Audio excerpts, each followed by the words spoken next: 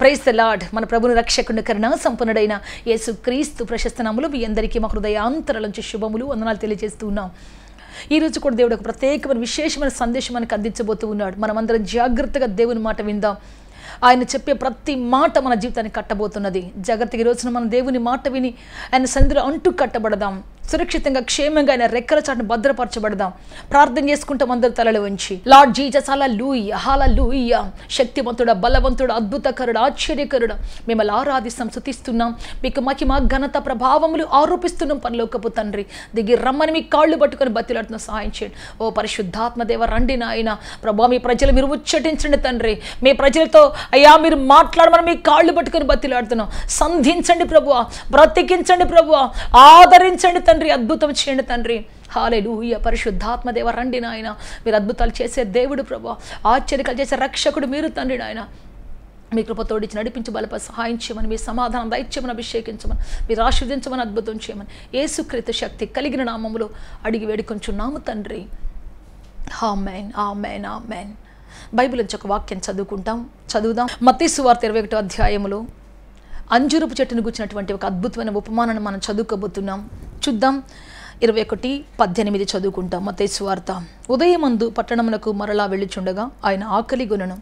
అప్పుడు త్రోవ ప్రక్కన ఉన్న ఒక అంజూరపు చెట్టును చూచి దాని యొద్దకు రాగా దాని యందు ఆకులు తప్ప మరేమీ కనబడలేదు గనుక దానిని చూచి ఇక మీదట ఎన్నటికి నీవు కాపు కాయ కుందువుగా కాని చెప్పాను. తక్షణమే అంజూరపు చెట్టు ఎండిపోయెను. సో ప్రియ దేవుని బట్టి ఇక్కడ ఉదయాన్నే దేవుడు ఆకలి కొనినప్పుడు అంజూరపు చెట్టు కనబడింది. అక్కడికి వస్తే ఆకులు తప్ప ఒక ఫలం కూడా కనపడలేదు. వెంటనే దేవుడు కోపగించుకుని అన్నాడు, ఇక నువ్వు ఎప్పటికీ ఫలాలు కాయకుందువుగాక. వెంటనే ఆ యొక్క ఫలాలు ఆగిపోయి ఆ చెట్టు ఎండిపోయింది. సో ప్రియ దేవుని బిడ్డ, అంజూరపు చెట్టు ఎంతో ఇంపార్టెంట్ అయింది. అందుకే దేవుడు దాన్ని ఫలరహితంగా చూడడానికి ఏమాత్రం ఇష్టపడలేదు. అది ఫలించేది కాలం కాదు, కానీ కొన్ని చెట్లు కాలానుగుణంగా ఫలించనేకూడదు. కొందరు విశ్వాసులు ఓన్లీ ఆదివారం, ఇవాళ ఆదివారం దేవుని దినం కాబట్టి ఈరోజు చర్చికి వెళ్తాం, మిగతా రోజంతా మా ఇష్టంగా బ్రతుకుతాం అనుకుంటారు. ఒక్కరోజు కాదు ప్రియ దేవుని బిడ్డ, దేవునితో నిత్యము అనుబంధము కలిగి మనమే కదులుతున్న ఆలయాలమై ఆయన దేహమై మనం బ్రతకాలని దేవుడు నిర్ణయించుకుంటూ ఉన్నాడు. Praise Lord. హల్లెలూయా. అంజూరపు చెట్టు అనేది ఎంతో ఇంపార్టెంట్. ఈరోజు మనం నేర్చుకోబోతూ ఉన్నాం. ఒకసారి ఇశ్రాయేలీలు యాత్రలో సాగుతున్నప్పుడు వారు ఒక ప్రాంతాన్ని వేగు చూడమని మోషే వారిని పంపించాడు. 12 గోత్రాల నుంచి 12 మందిని పంపించారు. వారిలో యెహోషువ, కాలేబు కూడా ఆ యొక్క వేగు చూడటానికి వెళ్ళారు. అయితే దేవుని బిడ్డ వాళ్ళు 40 రోజులు ఆ ప్రాంతం అంతా సంచరించి తిరిగి వచ్చిన తర్వాత మోషే చెప్పాడు, అది సారవంతమైందో కాదు, దాని చుట్టూ శత్రువులు ఉన్నారో మంచివారు ఉన్నారు, ఆ దేశంలో నీరు పారుతుందో లేదో, ఎటువంటి ప్రదేశం ఉందో ఆ కండిషన్స్ ఏంటో చూసి పొండి అని చెప్పేసి పంపించారు. వాళ్ళు 40 డేస్ ఆ ప్రాంతాన్ని మొత్తాన్ని క్యాప్చర్ చేసి మొత్తం కూడా వేగు చూసి ఎక్కడ ఏముందో అని చెప్పేసి వాళ్ళు తీసుకొచ్చారు. కొన్ని గుర్తులు తీసుకొచ్చినప్పుడు అది సారవంతమైందని నిరూపించడానికి కొన్ని పండ్లు కూడా తీసుకొచ్చారు. వాటిల్లో కొన్ని పండ్లు మనం ఈరోజు చదువుకోబోతున్నాం. చూద్దాం. సంఖ్యాకాండ 13వ అధ్యాయం 23 చదువుకుంటాం. వారు ఎష్కోల్ లోయలోనికి వచ్చి అక్కడ ఒక్క గెలగల ద్రాక్ష చెట్టు యొక్క కొమ్మను కోసి దండెతో 2 మోసిరి. మరియు వారు కొన్ని దానిమ్మ పండ్లను కొన్ని అంజూరపు పండ్లను తెచ్చిర్రే. Praise the Lord. హల్లెలూయా. వారు అక్కడ వేగు చూసి వచ్చేటప్పుడు కొన్ని పండ్లు తీసుకొచ్చారు. పెద్ద ద్రాక్ష గెల, కొన్ని దానిమ్మ పండ్లు, అంతేకాదు 3వదిగా వాళ్ళు మరి అంజూరు పండ్లు తీసుకొచ్చి చూపించారు. ఇదిగో ఆ దేశం ఎంత సారవంతమైందంటే ఈ పండ్లు చూడండి ఎంత సారవంతంగా ఉన్నాయో అని చెప్పేసి 3 గుర్తులు తెచ్చారు. మొదటిది ద్రాక్ష గెల తెచ్చారు, రెండోది దానిమ్మ గెల తెచ్చారు, దానిమ్మ పండ్లు తెచ్చారు, అదేవిధంగా 3వదిగా అంజూరు పండ్లు చూపించారు. ఈ అంజూరపు పండ్లు సారవంతమైన నేలలో పండుతాయి. అంజూరపు పండ్లు నీరు పారుతున్న దేశంలో పండుతాయి. సో అందుకని వీటిని చూపించన్నారు. ఇదిగో ఈ పండ్లు అక్కడ ఉన్నాయి కాబట్టి దీన్ని బట్టి ఆ దేశం ఎటువంటిదో మీరు చూడొచ్చు. మనకు కొంతమంది యాపిల్స్ తీసుకొచ్చారంటే వాళ్ళు చెప్తుంటారు, ఇదిగో సిమ్లా యాపిల్స్, ఇది అరుణాచల్ ప్రదేశ్ యాపిల్స్. అక్కడ ఎట్లా ఉంటుందంటే చాలా గడ్డగట్టిపోయే వాతావరణం, చాలా చలిగా ఉంటేనే అవి పండుతాయి. ఎవరైనా మనకి యాపిల్ తెచ్చిచ్చారంటే దాని అర్థం ఏంటంటే వాళ్ళు ఎక్కడో చలి ప్రదేశంలో, వాళ్ళు ఎక్కడో మరి ఎప్పుడు చల్లగా ఉండేటువంటి ప్రాంతంలో ఉన్నారని అర్థం. మన దగ్గర వేస్తే యాపిల్ పండ్లు రావు, ఎందుకంటే మన వాతావరణం వేరు, మన భూమి వేడెక్కుతుంటుంది ఎప్పుడు, మన భూమిలోని టెంపరేచర్ వేరు, అక్కడ ఉంటున్నటువంటి టెంపరేచర్ వేరు. కాబట్టి ఇక్కడ పండటం అసాధ్యం. కొన్ని పండ్లు మన ప్రాంతాల్లో పండవు. కానీ ఎక్కడ పండుతాయి అంటే ఆ చలి కొడుతున్నటువంటి చలిగాలుల మధ్యలో, విసిరి కొడుతున్నటువంటి ఆ మంచుగాళ్ళు మధ్యలో ఇవి బాగా తాజాగా ఎదిగి ఫలిస్తుంటాయి, గుత్తులు గుత్తులుగా కాస్తూ ఉంటాయి. పిచ్చికాయలు పడిపోయి ఉంటాయి కొన్నిసార్లు ఆ యొక్క రోడ్ల మీద వెళ్తున్నప్పుడు కొన్ని చలి ప్రదేశాల్లో. అయితే వాటిని చూసినప్పుడు ఏమనిపిస్తుంది అంటే ఇది చలి ప్రదేశంలో పండే పంట, ఓహో వీళ్ళు చలి ప్రదేశం తీసుకొచ్చారు కాబోలు అనిపిస్తుంది మనకి. కనుక ప్రియ దేవుని బిడ్డ, ఈ ప్రాంతాలు చూసినప్పుడు, ఈ పండ్లు చూసినప్పుడు, ఓహో ఆ ప్రాంతం ఇంత చలిగా ఉంటుంది కాబోలు, ఇంత సారవంతంగా ఉంటుంది కాబోలు, ఈ పండ్లు ఎంత టేస్ట్గా ఉన్నాయంటే, ఇంత నిగనిగలాడుతున్నాయి అంటే ఆ ప్రాంతం కూడా బాగా నీరు పారిదై ఉంటుంది, ఆ ప్రదేశం మొత్తం చాలా బాగుండి ఉంటుంది అని చెప్పేసి వాళ్ళు వెళుతున్నటువంటి ఇజ్రాయేలులకు ఒక శుభ సమాచారం తీసుకొచ్చి చెప్పారు. మిగతా వాళ్ళు అంటున్నారు, మనమంతా కూడా అక్కడ మరి ప్రజల మధ్యలో మిడతలాగా కనబడుతున్నాం, మన దృష్టి మనం మిడతలాగా ఉన్నాం, వాళ్ళు చాలా పెద్దోళ్ళలాగా ఉన్నారు, చుట్టూ ప్రాకారాలు పట్టినాలు ఉన్నాయి, అయ్యో మనం ఇక వెళ్ళలేం అని చెప్తుంటే వీళ్ళిద్దరు మాత్రం పండ్లు చూపించి, పిచ్చోళ్ళారా, మన దేశం, మన దేవుడు మనకి ఇవ్వబోతున్న దేశం సారవంతమైంది, అది నీరు పారే దేశం, కొండలు లోయలుగా దేశం, అది చాలా అద్భుతమైన దేశం, దేవుడు మనల్ని గెలిపిస్తాడు, అక్కడ దేవుడు మనలను అక్కడ స్థిరపరుస్తాడు, అది చాలా అద్భుతమైన దేశం అని చెప్పేసి ప్రజలందరికీ చెప్తున్నారు. వాళ్ళు ఏమంటున్నారు చూద్దామా, వాళ్ళు ఏ స్థితిలో ఉన్నారో చూద్దాం. సంఖ్యాకాండం 14:1 చదువుకుంటాం. అప్పుడు ఆ సర్వసమాజం ఎలుగెత్తి కేకలు వేసెను, ప్రజలు ఆ రాత్రి ఎలుగెత్తి ఏడ్చిరి, మరి ఇశ్రాయేలీయులందరూ మోషే అహరోనుల పైన సణుగుకొనిరి.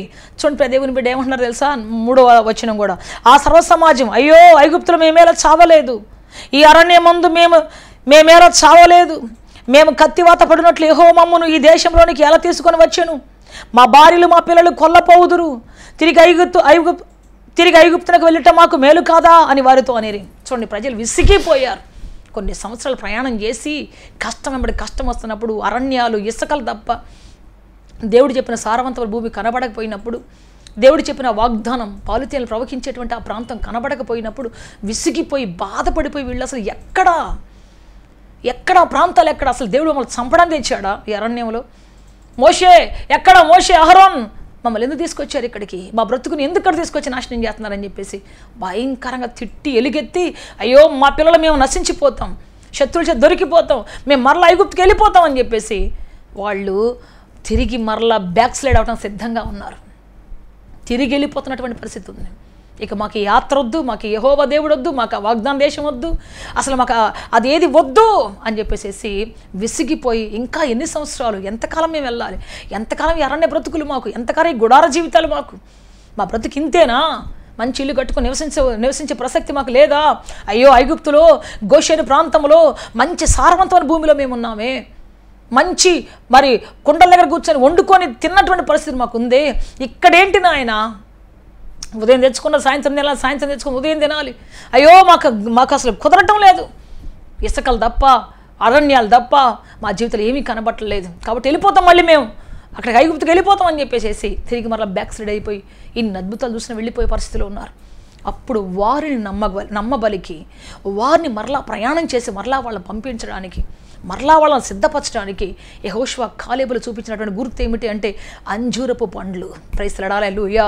ఈ అంజూరపు పళ్ళు ఏంటో తెలుసా, వెనకకు తిరిగిపోతున్నటువంటి, బ్యాక్ స్లైడ్ అయ్యి వెళ్ళిపోతున్నటువంటి, దేవుని విడిచిపెట్టి విసిగి వేసారిపోయి వెళ్ళిపోతున్నటువంటి, నిరీక్షణ కోల్పోయి, నెమ్మది కోల్పోయి, బ్రతుకులో వేసారిపోయినటువంటి వాళ్ళని తిరిగి మరలా తీసుకొని రావడానికి వారికి ఒక ముంగుర్తు చూపించి, ఇదిగో ఇది సారవంతమైన భూమి అని చెప్పేసి ఆ పండును చూపించి వాళ్ళు మరలా ప్రజలు నెమ్మది చేసి మరలా సాగిపోయేటట్టుగా చేస్తూ ఉన్నారు. ప్రైజ్ హల్లెలూయా హల్లెలూయా.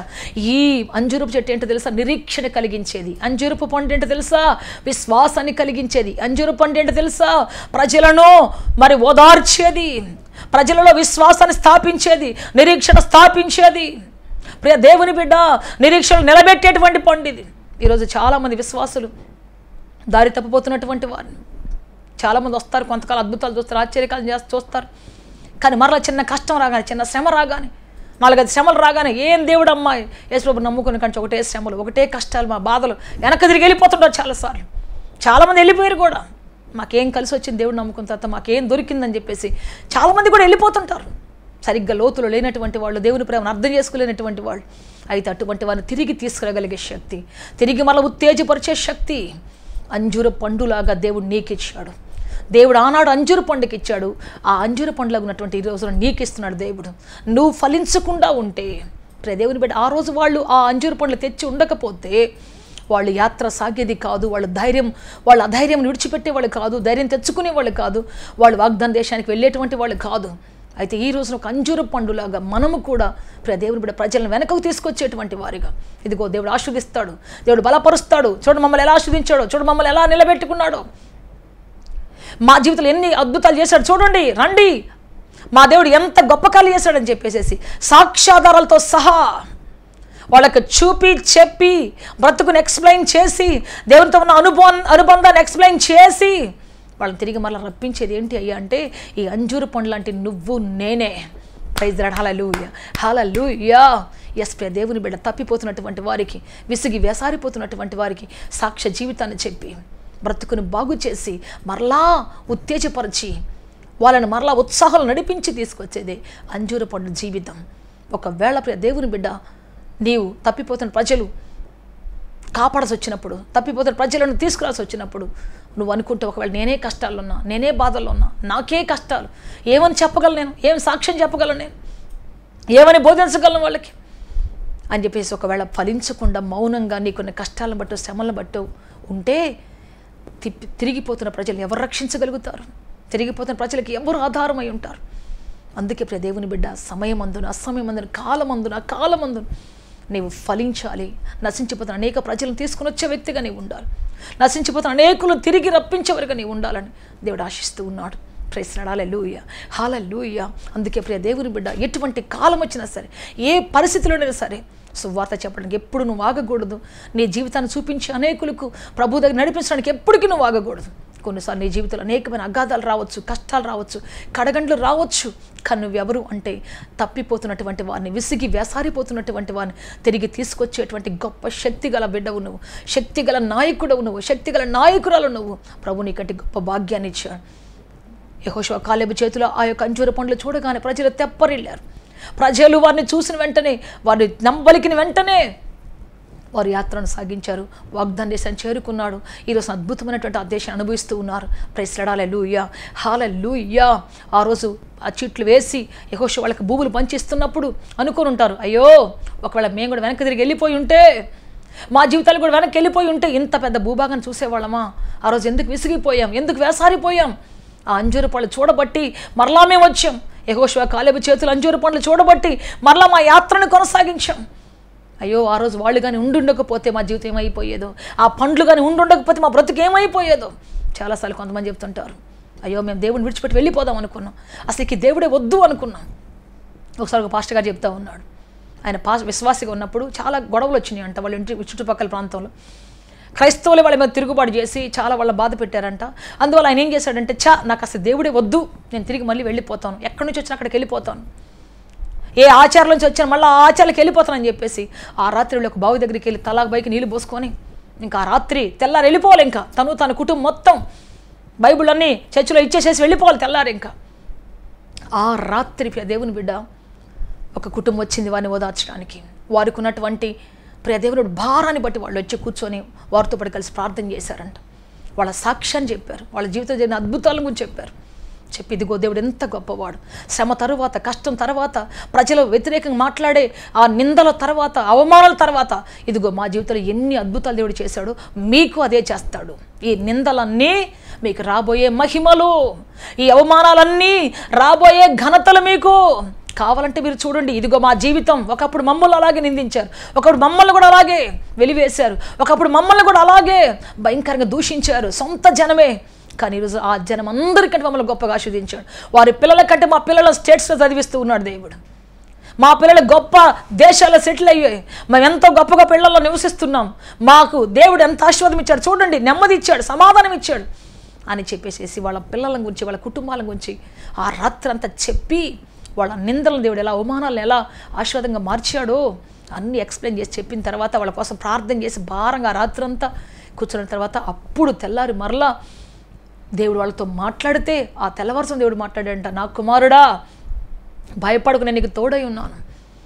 లే, నిన్ను ఆశీర్వదించబోతున్నాను. ఎక్కడ అవమానపడ్డావో, ఎక్కడ సిగ్గుపడ్డావో, ఎక్కడ తలదించుకున్నావో అక్కడ నేను లేవనెత్తబోతున్నాను. నువ్వు నా సొత్తు అని చెప్పేసి దేవుడు మాట్లాడితే కాళ్ళమే పడిపోయి, దేవా దేవా దేవా నేను విడిచిపెట్టి ఎక్కడికి వెళ్ళనయ్యా అని చెప్పేసి అప్పుడు ప్రార్థన చేశాడు.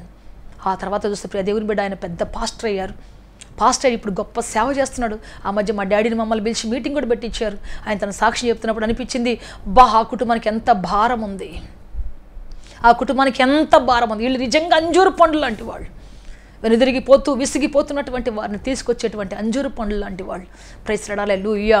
సో మిగతా వాళ్ళకి వీళ్ళు కూడా మాకే కష్టాలు ఉన్నాయి, మాకే బాధలు ఉన్నాయి, మాకే శ్రమలు ఉన్నాయి, మేమెందుకు చెప్పాలి, పోతే పోయారులే, మాకు సమృద్ధి ఉంది కదా, లేకపోతే మాకు అన్నీ సరిపోయినాయి కదా, ఎవరెడిపోతే మాకెందుకు, దేవుడు మమ్మల్ని ఆశీర్వదించాడు కదా, దేవుడు మమ్మల్ని దీవించాడు కదా, ఆయన మాకు కావాల్సిన అన్నీ ఇచ్చాడు, ఇంకోళ్ళ దగ్గర పోయి మేము చెప్పాల్సిన అవసరం మాకు లేదు, మా ఆశీర్వాదం మాకు చాలు, మా దీవెన మాకు చాలు అనుకొని ఒకవేళ ఇంట్లోనే ఉంటే ఈ కుటుంబం ఈ రోజున ఏనాడో శపితమైన పరిస్థితులు పడిపోయి ఉండేది, దుఃఖకర పరిస్థితుల మధ్యలోకి వెళ్ళిపోయి ఉండేదే, అడ్రస్ లేకుండా కొట్టుకొని పోయేదే, శాపాల మధ్యలో ఉండేది, అటు ఇటు కాకుండా అది వాళ్ళ మధ్యలో శూన్యంలో కొట్టుమిట్టాడుతూ ఉండేవాళ్ళే. కానీ ఎప్పుడైతే ప్రియ దేవుని బిడ్డ ఈ కుటుంబం భారం వహించి బాధ్యత వహించి వెళ్ళిందో ఆ కుటుంబం దీవించబడింది, ఆస్వాదించబడింది. ఈ రోజున ఆ ఒక్క కుటుంబం ద్వారా ఆయన సంఘంలో ఇప్పుడు దాదాపుగా మరి 300 ఫ్యామిలీస్ ఉన్నాయి. ప్రైజ్ లార్డ్, హల్లెలూయా. సో అంతమందికి ఆత్మీయ తండ్రిగా ఆయన ఉన్నాడు. మరి అన్ని కుటుంబాల రక్షణ ఏమైపోయి ఉండేది, అన్ని కుటుంబాలు వాళ్ళ పిల్లల భాగ్యం ఏమైపోయి ఉండేది. ఆ ఊర్లో పాస్టర్స్ ఫెలోషిప్ ప్రెసిడెంట్గా ఉన్నాడు, ఎంత భాగ్యం. ప్రైజ్ లార్డ్, హల్లెలూయా. సో అంజూరపు పండు బ్యాక్ స్లైడ్ అటువంటి వాళ్ళకి, దుఃఖం ఉన్నటువంటి వారికి, దేవుడు మాకేం చేశాడు అని ప్రశ్నించేటువంటి వాళ్ళకి జవాబుగా, ధీటైన జవాబుగా ఉండి వారిని నడిపిస్తూ ఉన్నారు. ఈరోజు మన సంఘాలు, మన చుట్టుపక్కల ప్రాంతాలు వెనుదిరిగేటువంటి వాళ్ళు, సరైనటువంటి అవగాహన లేక, దేవుడు అంటే లోతు తెలియక, కష్టాల్లో శ్రమల్లో నలిగిపోతున్నటువంటి వారు, వెనుదిరిగేటువంటి వాళ్ళు ఉంటారు. నువ్వు అంజూరు పండు వలె ఫలించకపోతే, నీ ఫలాన్ని గురించి చెప్పకపోతే, నువ్వు పొందిన మేళను గురించి చెప్పకపోతే, నువ్వు అనుభవించినటువంటి ఆ పరిస్థితులు కూడా చెప్పకపోతే ఖచ్చితంగా ఒక రోజున దేవుడు వస్తాడు. ఏది అంజూరు పండు ఏది అంటాడు. అంజూరు ఫలం ఉందా, మాకెందుకయ్యా, మాకు సమృద్ధి ఉంది కదా, మాకెందుకయ్యా, మేము ఎందుకయ్యా ఇతరులు ఓదార్చాలి, ఇతరులు ఎందుకయ్యా నడిపించాలి, మేము నడుస్తున్నాం కదా, మేము పరిశుద్ధంగా ఉన్నాం కదా, చాలే మాకు, ఆకులతో బాగా కళకళలాడుతున్నాం కదా, ఆకులతో బాగా నిగనిగలాడిపోతున్నాం కదా, ఇంకేంటయ్యా మాకు, ఫలాలతో పనే ఉంది అని అంటే దేవుడు అంటాడు, ఇక నీవు ఫలించకుందువుగాక. దేవునికి కావాల్సిన ఫలాలు, నీలో ఫలము చూసే నువ్వు మంచి చెట్టువా చెడ్డ చెట్టువా చెబుతారు, నీలో ఫలము చూసే నువ్వు తీపా చేదా చెబుతారు, నువ్వు మంచి వ్యక్తివా, నువ్వు లేకపోతే ఆత్మీయుడివా, లేకపోతే ఆత్మీయత లేని వ్యక్తివా చెప్తారు. ప్రియ దేవుని బిడ్డ, నీలో ఉన్న ఫలం అనేకులు నడిపించేటువంటి ఫలం, తిరిగి రాజేసేటువంటి ఫలం, నిరీక్షణ ఉడికిపోయిన చోట నిరీక్షణ పుట్టించేటువంటి ఫలం. అందుకే నువ్వు ఫలించాలి. ఎన్ని కష్టాలు వచ్చినా, శ్రమలు వచ్చినా, ఒకవేళ సమృద్ధి ఎక్కువైనా సరే నువ్వు ఫలించాలి. ప్రతిరోజు నీ బాధ్యతను నెరవేర్చే వ్యక్తిగా నువ్వు ఉండాలి. ఎప్పుడు దేవుని రాజ్యానికి వచ్చిన ఆసక్తిని, ఆశని కలిగి ఉండాలి. అప్పుడు నువ్వు దీవించబడతావు, ఆశీర్వదించబడతావు. అందుకే ఈరోజు ప్రియ దేవుని బిడ్డ, మనం ఆశీర్వదించబడాలని దేవుడు ఆశిస్తూ ఉన్నాడు. యెహోషువ కాలేబుల వలె మనం కూడా ప్రియ దేవుని బిడ్డ ఈ రోజున మరి దేవుని దగ్గర రావాల్సినటువంటి వాళ్ళమై ఉన్నాం. చూడండి ప్రియ దేవుని బిడ్డ, ఆంద్రియ అనేటువంటి వ్యక్తి ఉన్నాడు. ఆంద్రియ అనేటువంటి వ్యక్తి సీమోను తీసుకొని దేవుని దగ్గరికి వచ్చాడు. అతనికి ఎన్నో మాటలు చెప్పి తీసుకొచ్చాడు. సీమోను దగ్గర తీసుకొచ్చాడు యేసు ప్రభు దగ్గరికి. చివరికి ఏమయ్యాడు అంటే ప్రియ దేవుని బిడ్డ, సీమోను ప్రధానమైనటువంటి శిష్యుడిగా మార్చబడ్డాడు.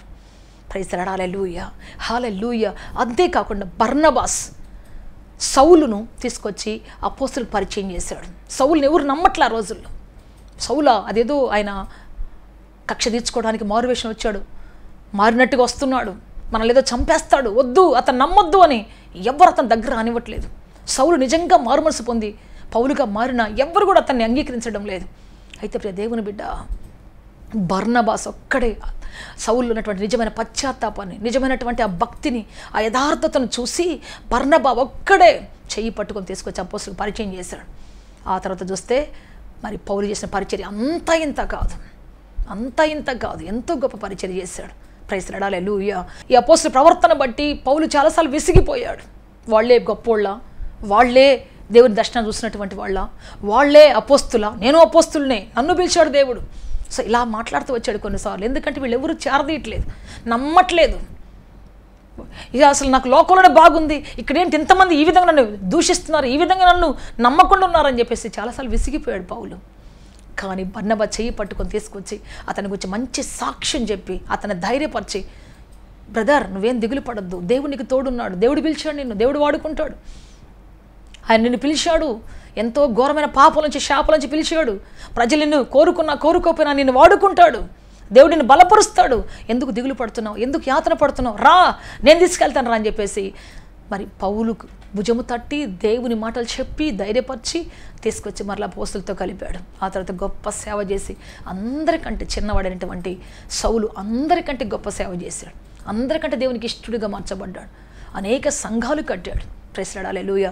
ఈరోజు కూడా తప్పిపోతున్నటువంటి వారు, జీవితం నలిగిపోతున్నటువంటి వారు, దేవుని సరైన లోతు తెలియక గజిబిజి అయిపోతూ ఎటు వెళ్ళాలో తెలియక మధ్యలో అరణ్య రోదనగా మారినటువంటి వాళ్ళు అనేక మంది నీ చుట్టుపక్కల ఉన్నారు. ఫలించకుండా నువ్వేదో నీ తిండి ఏదో నువ్వు తినుకుంటూ, నీ ఉద్యోగం ఏదో నువ్వు చేసుకుంటూ, నీదేదో నువ్వు బ్రతుక్కుంటూ ఉంటే, ఫలాలు లేకుండా ఉంటే ఒక రోజు దేవునికి లెక్క అప్పగించవలసిన అవసరం ఉన్నది. నువ్వు పొందిన మేలు ఎవరికి చెప్పకుండా దాచిపెడితే ప్రపంచంలో అత్యంత నేరం ఏంటో తెలుసా, భయానక నేరం ఏంటో తెలుసా ప్రియ దేవుని బిడ్డ? వ్యభిచారి కాదు, దొంగతనం కాదు, లేకపోతే నరహత్య కాదు, లేకపోతే అబద్ధాలు చెప్పడం కాదు, కానీ ఒకటే భయంకరమైనటువంటి ఇమ్మీడియట్గా పనిష్మెంట్ వచ్చేటువంటిది శిక్ష వచ్చేది ఏదైనా ఉందా అంటే తలాంతును పూడ్చిపెట్టడమే. ఒక వ్యక్తి తన తలాంతును పూడ్చిపెడితే అంతకు మించిన పనిష్మెంట్ ఇంకొకటి లేదు. దేవుడు వ్యభిచారాన్ని క్షమించాడు. 5 భర్తలతో సహవాసం చేసి 6వ వాడి కోసం చూస్తున్నటువంటి సమరస్యని మరి క్షమించి ఆమెను స్వార్థికురాలుగా మార్చాడు. మరి పక్కాగా వ్యభిచారంలో పట్టబడినటువంటి స్త్రీని ఆయన క్షమించి అమ్మా అని పిలిచి ఇక పాపం చేయకమ్మా అని చెప్పేసి మంచి భవిష్యత్తు ఇచ్చి పంపించాడు.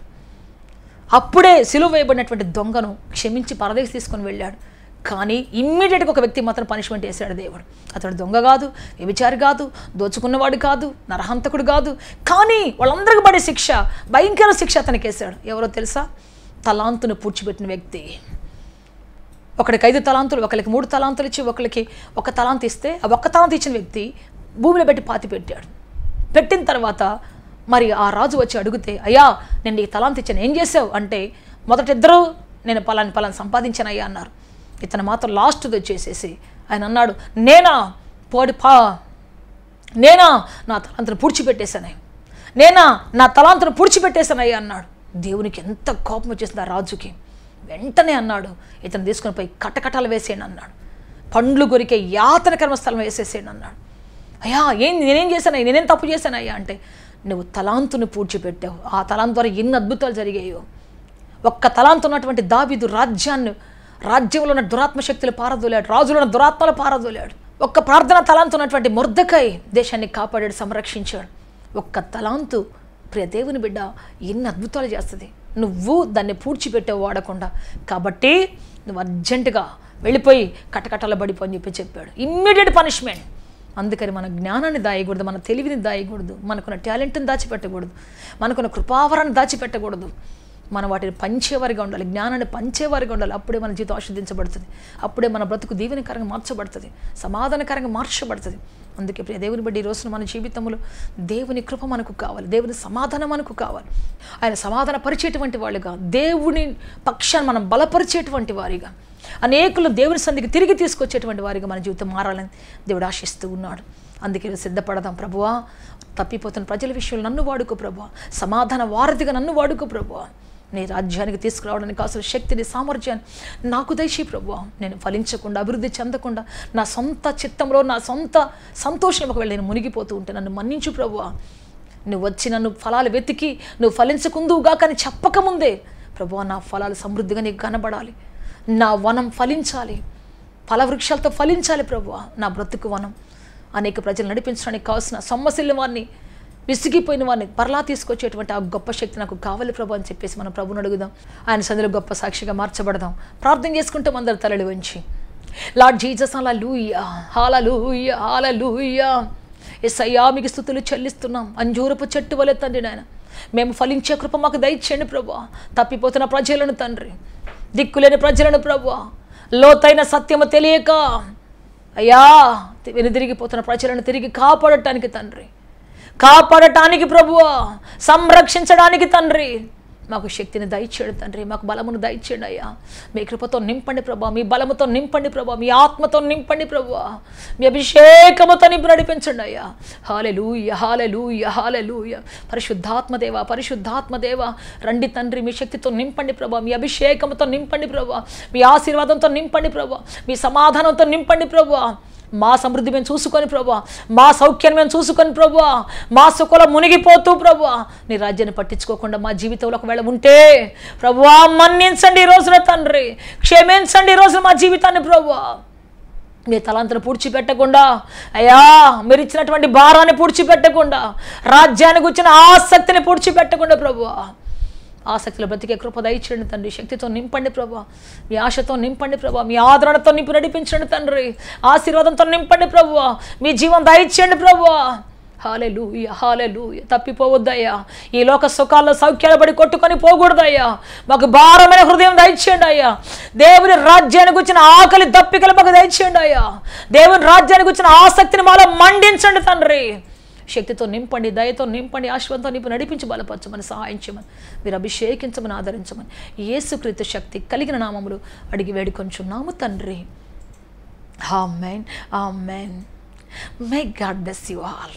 దేవుడు అత్యధికంగా దీవించి ఆశీర్వదించి ఫలభరితమైనటువంటి అంజూరముగా అనేక ప్రజలను తిరిగి దేవుని సన్నిధిలో సమకూర్చేటువంటి అంజూరముగా ప్రభు మార్చి మమ్మల్ని నడిపించునుగాక, సహాయం చేయునుగాక. ఆమేన్, ఆమేన్. సత్యముతో ఆరాధించాలని ఆశిస్తున్నారా? యేసయ్యను గూర్చి మరింత లోతుగా తెలుసుకోవాలని అన్వేషిస్తున్నారా? శ్రమల, వేదనల, గొడ్రాలితనమా, నిరుద్యోగమా, ఓటమియా, సమస్య ఏదైనా జవాబు మాత్రం యేసులోనే. మీ సమస్యల కొరకు ప్రార్థించుటకు మా ప్రేయటవ ద్వారములు ఎల్ల వేళలా తెరవబడే ఉంటాయి.